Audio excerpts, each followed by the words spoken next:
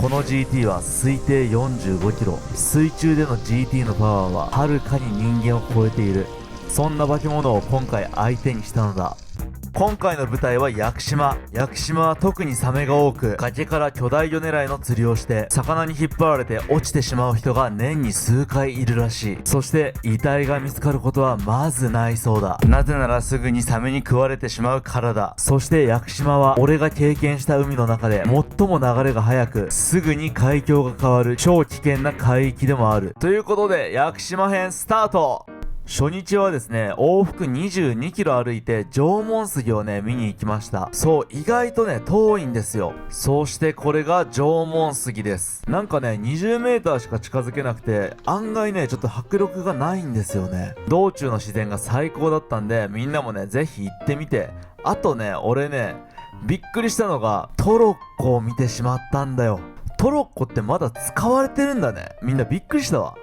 実はね今回 GT 目的ではなくて、屋久島で50キロのカンパチがいるっていうことを聞きつけてやってきたんですよ。ただね今回何の情報もないのよ。なんでね聞き込みをする必要があるんですよ。はい、ということでですね、夜になりました。めちゃくちゃね疲れてるんですけど、お酒飲んだらね元気になってきましたということで、美味しい海鮮が食べれるところ調べたら、なんか若大将ってところがどうやら美味しいらしくて、ホテルの人に聞いてもあそこは結構いいところだよみたいな感じで言われたんで、ちょっと若大将に行ってみて、そこでね聞き込みしようと思います。若大将着きました。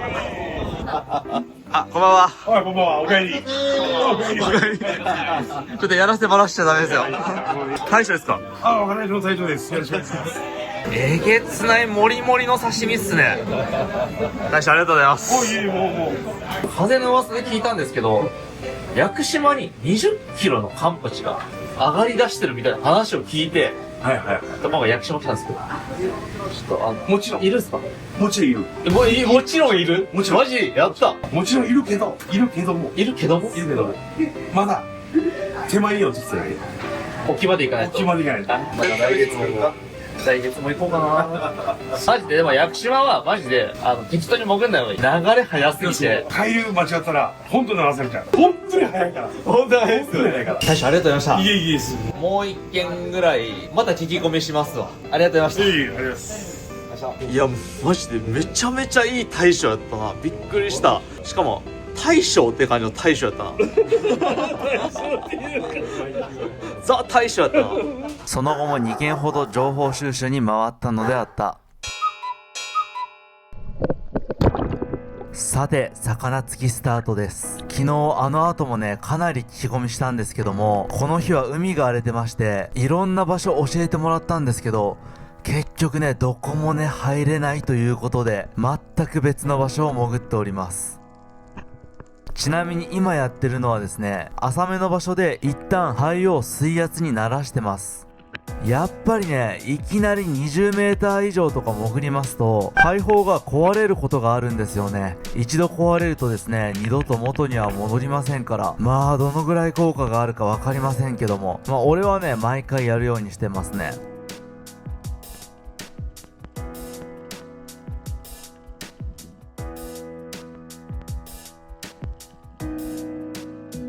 ここにはあまり魚がいなそうなんで、とにかく魚が見つかるまでね一旦移動していきます。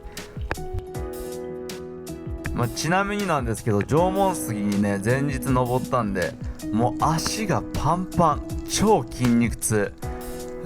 これ上がるのもねなかなか大変でした。さてようやく魚がたくさん集まってる場所までやってきました。いやー色とりどりの魚がいますね。なんか今までこいつらの説明全然してなかったんですけど、もしかしてだけどみんな興味ある？ちょっとコメント欄で教えてください。とここで久しぶりにやつに出会いました。ニセゴイシウツボですね。僕が近づいても一切逃げません。ちょっとつついてみますか。もうつつかれてももう逃げない。これが王者ですね。こいつもうまいんですけど今回は取りません。でね、屋久島って石垣台がめっちゃくちゃいるんですよ。で今日の動画もね多分ねいっぱい視界に入ってくると思います。でね、なぜかなんだけど、屋久島の石垣台と石鯛はクソまずいんですよね。で、ちなみに僕は7回ぐらいね、石垣台食べてみたんですけど、もうびっくりするぐらい全部まずいんです。あ、出てきた。もうこれはね、ディスってるとかじゃなくて、もう不思議なんですよね。若大将の大将も何度も食べてみたらしいんですけど、やっぱりね、今まで美味しかった試しはないって言ってましたね。あと屋久島の人、こんな海があるのに全然魚食わないんだよね。さて、少し場所をね、移動してきました。日本国内でもその場所によって同じ魚でもその価値が全然違うっていう話をね、ちょっとしたくてですね、沖縄とか沖永良部島ではですね、ブダイが結構いい値段がするんですね。沖縄とかだったらもう1匹1万円とかで売られてるようなレベルです。そして目の前にいるのが長ブダイ、おそらく4キロぐらいの個体ですね。屋久島や鹿児島だと1円の価値もないんですけど、これがね、沖縄だったら1万円ぐらいするんですよ。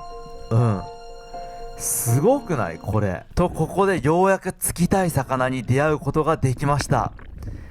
水深は16から18メートル。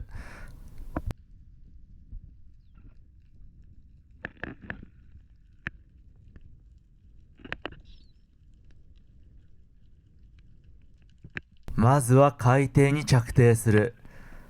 息を殺して岩の下にいる魚を探していく。ここで魚を発見。一旦立て直す。そこには20年以上潜り続けて初めて見る旗がいた。ここは絶対に仕留めたいところ。ゆっくりと近づく。相手はこっちを向いている。くっそ近づきすぎた。いや、結構でかいぞこれ、マジでクソ。だがまだ諦めずにヒットならずと。今いたのはスミツキハタ。食べたことも見たこともない魚。悔しすぎる。てか深いわ。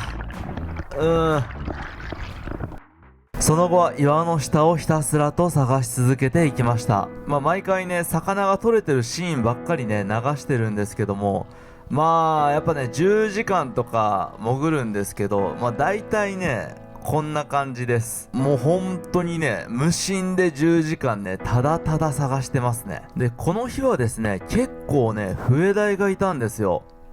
笛鯛はですね、好奇心がね、あんまりないんですよ。そう、だから人間に近づいてくるとかないんですよね。だからめっちゃつくのがね、難しいんですよ。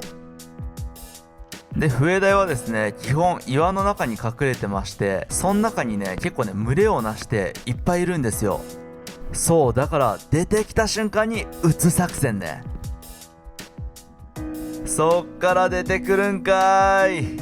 もう一匹出てこないかしつこく待つも結局出てこずと。ちなみに屋久島の笛鯛はとんでもなくうまいです。そうだからね、なんとしてもね、取りたいんだよね。さて、悔しいんでもう一発挑戦することにしました。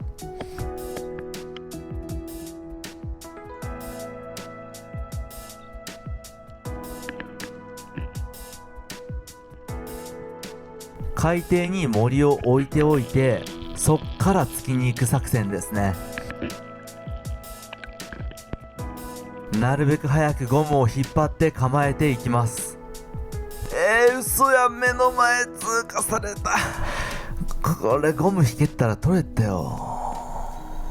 そして5時間ぐらい潜ったところで急に海が濁り始めてきました。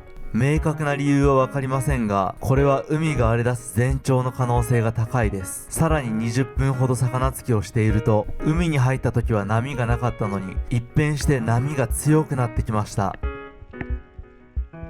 水深はさっきまでと変わらないのに全然底が見えてきません。そして海底まで濁りで浸食されてきました。これはかなり危険な予兆です。さすがに帰ることにしました。どうしても上がれない。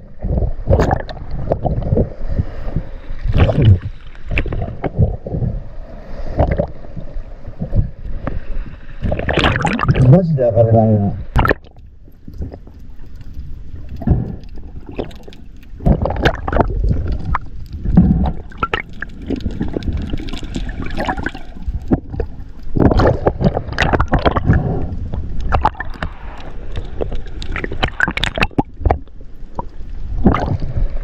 危ない。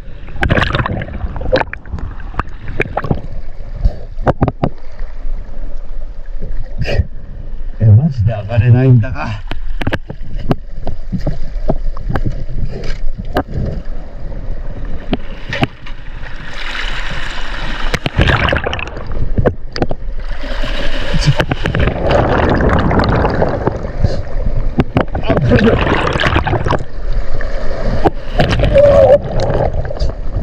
マジでこれ上がれなくない？さ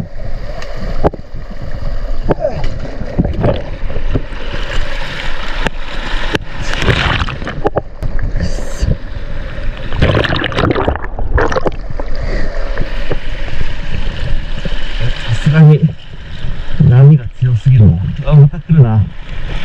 帰ろう俺。疲れた。疲れたな。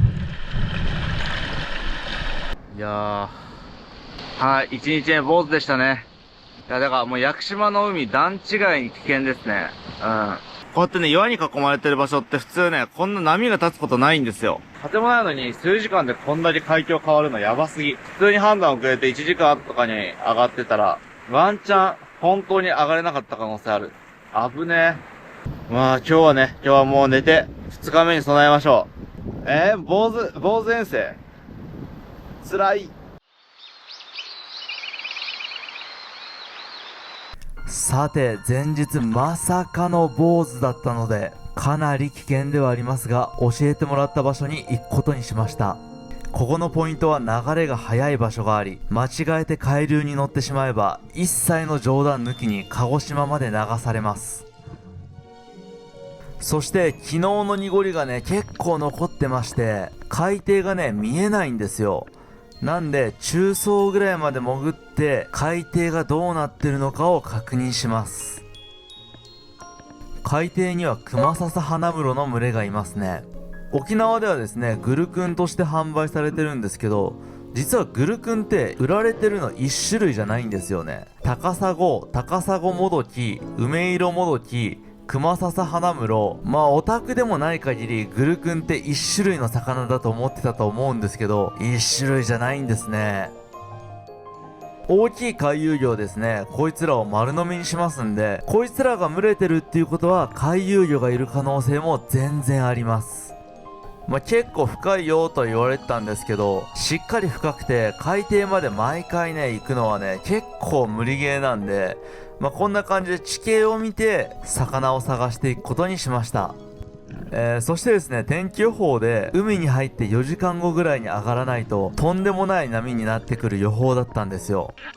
なんでね、もうかなり必死にね魚をね探しています。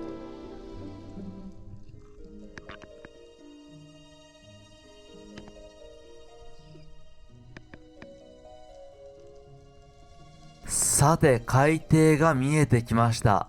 だいたい魚がいそうな場所はですね、地形でわかるんで、めちゃめちゃ探し回ってるんですけど、なかなか難しかったですね。で、この日ね、異常に流れが速くて、魚もね、もうみんな岩の中に隠れてて、全然もう魚がね、いないんですよ。ただ、今日取れなかったら坊主で終わりですからね。諦めるわけにはいかない。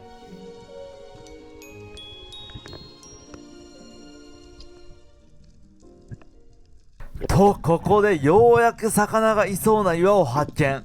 ここまでで同じような岩が10個ぐらいあって、何の成果も今のとこ得られていないです。ここは水深13メーターほど。果たして岩の下はどうなっているのか。潜行開始。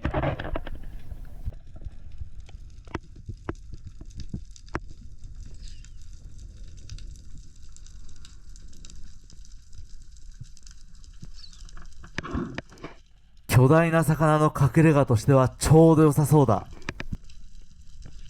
息を殺して中に入っていく。やばいやばいやばい、ついに現れた。そこには明らかに巨大な魚コクハーラがいたのだ。15キロは優に超えているが、向きが悪い。果たして取れるのか。いやー、ちょっと向きが悪かったね。もう角度的に刺さってすらいなかったですね。顔がこっち向いてれば取れたんだけどな。悔しすぎる。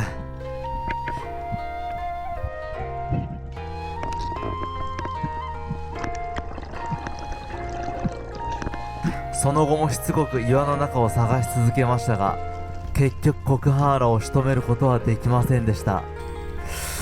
悔しいね。まあこれはね、俺の感覚的な話なんだけど、岩の下を覗いて巨大魚がいることは500回に1回ぐらいなの。だからもう本当に悲しいんだよね。でですね、この辺から本当に流れが速くなってきて、全力で足入れを漕ぎ続けてるのに前に全く進めないみたいなイメージ。なんなら後ろに下がってしまうみたいな。この流れだと真下に潜ることができないんで、海面で回遊魚が来るのをひたすら待つことにしました。そしてここでまさかのやつがやってきました。海底からじわじわと近づいてきています。どう見てもかなりの大きさ。ここで着くことを決心し、息を整えます。 GT がどんどん近づいてきた。脅かさないように慎重に潜り始める。この着く瞬間、最も緊張しました。脳天に打ち込みキルショットを成功させれば確実に捕獲できる。しかし GT の頭蓋骨はとんでもなく硬いのだ。手盛りの威力では弾かれる可能性が高い。この一瞬の判断を間違えれば回収は不可能。狙いを定めてヒット。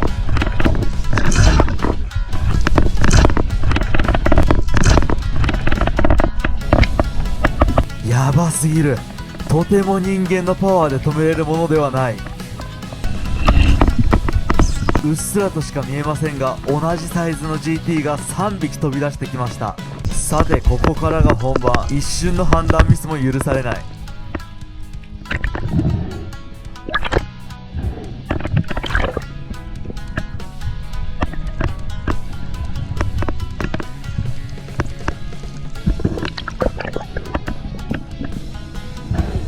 海の映像だと流れが分かりづらいんですけど、イメージはねこんな感じなんですよ。ただロープを握ってるだけの映像なんですけど、両手でずっと本気の握力で握ってないと流されてしまうんですよね。そしてどれだけ引っ張ってもびくともしない。これが GT。 人間のパワーをはるかに凌駕する数少ない魚だ。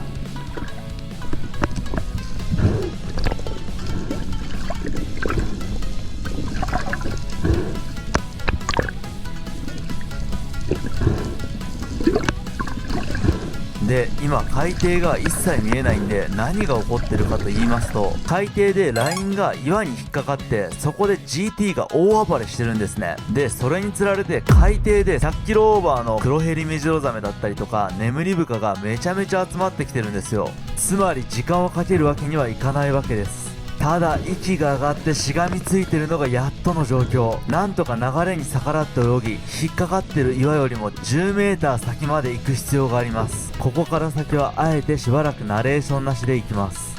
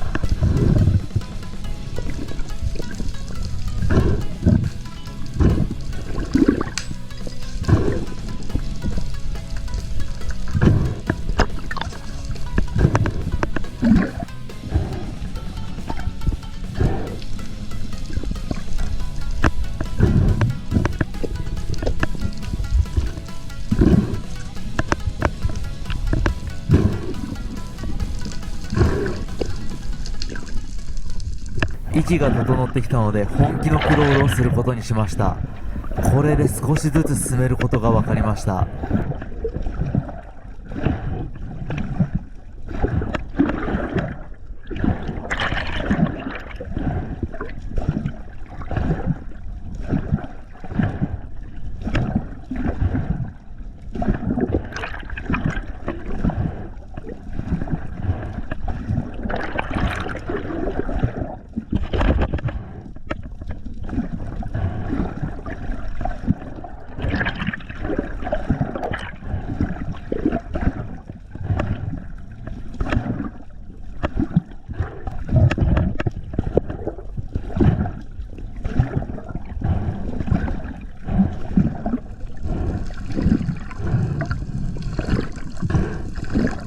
ようやく目標地点まで到達しましたが、今度は息が上がって12メーター潜るどころではない。だが急がねばサメに GT を食べられてしまう。最悪の場合、マサル自身が襲われる可能性も全然あり得る。とにかく急ぐ必要がある。ここから最小限の動きで息を整えていく。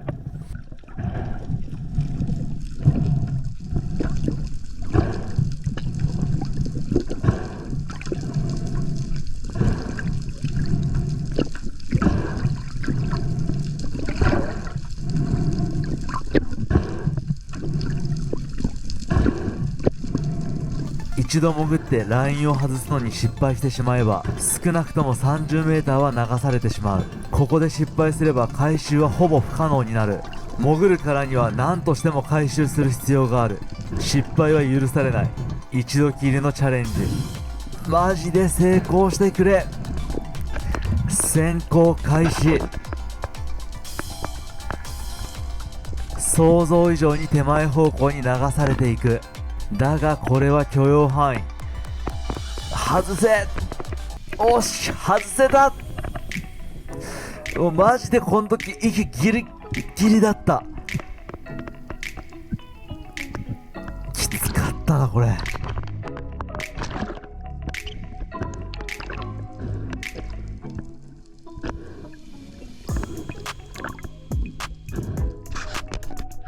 さて、あとは GT を引き上げるだけ。海底に引きずり込まれるので6キロの重りを外した。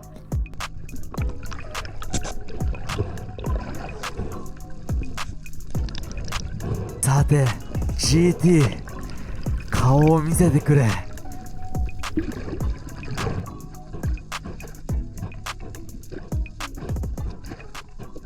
あともう少し。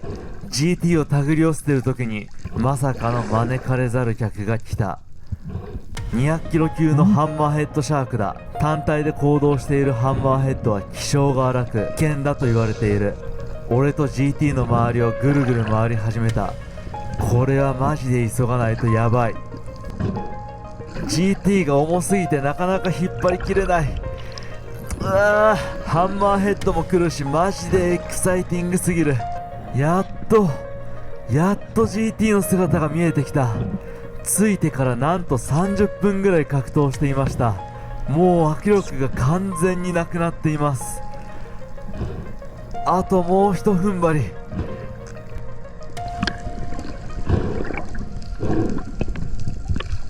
まだかなり暴れるので一旦血抜きをすることにしました。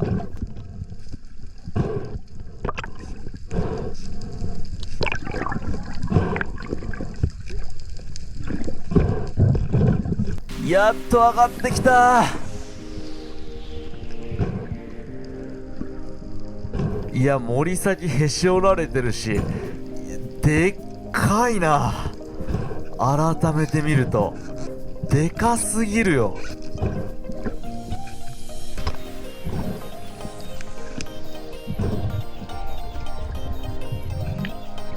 いやー、でもマジで嬉しいな。手盛りで GT はもうほんと初めてですし、もうあれだけ難しい環境の中回収できたのはね、かなり自信になりましたね。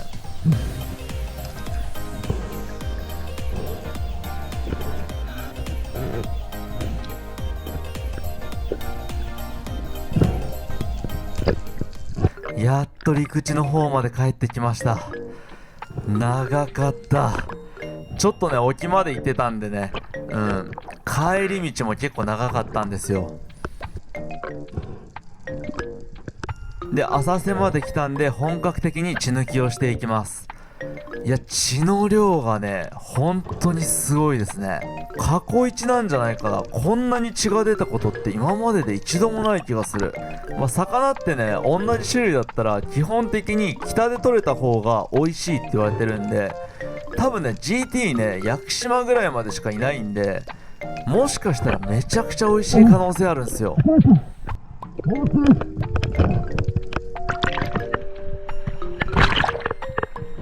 やっとついに陸地に到着ですよ。いやー、なかなか今回は苦戦しましたね。そしてまだ上がるのが大変です。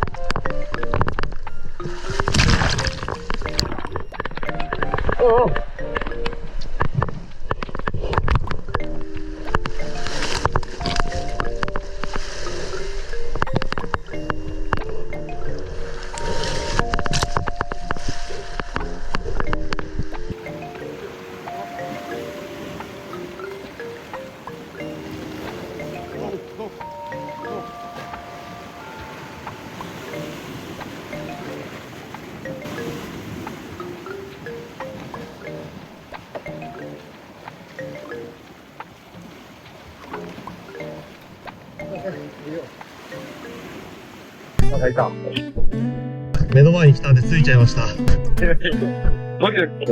かなり沖まで行ってたね。まだ結構でかいのいっぱいいたから何かわかんないですよね。ちょっと魚影が見えてきました。青いですね。懐かしの一緒に撮ったことありましたっけ？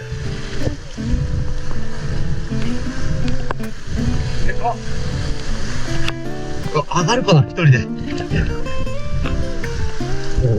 うわ、でっか。これやばいな、40キロくらいやりそうです。これ持って帰んの？やば。よいしょ。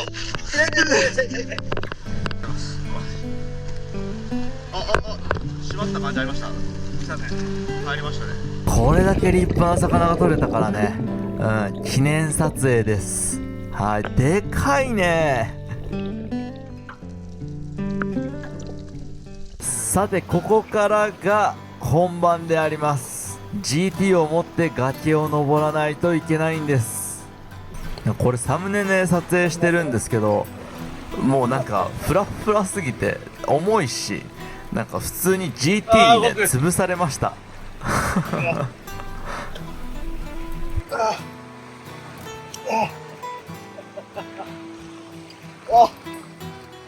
前の股間より全然重たい。正面か。いやマジで異次元にでかいな。いや、やばいこれ。もう流れ早すぎて。もう帰れないと思ったもん。しかもめっちゃ冷めくるし。こっから崖上がって手伝ってください、これ。一人じゃ無理です。特犯よりだいぶ重い。やばい、これ40ある。あるな。ちょっと待ってよ。行こう。せーの。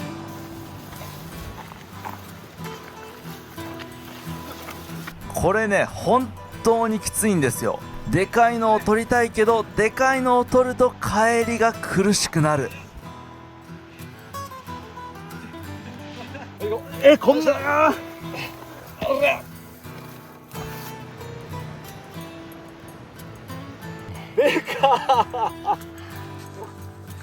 少しでも傷んでほしくないんで、車があるところまでせっせと運んでいきます。これマジできつい。しかも道長すぎるし。重たい。持たせて申し訳ない。重たい。というわけで今回の屋久島遠征は終了。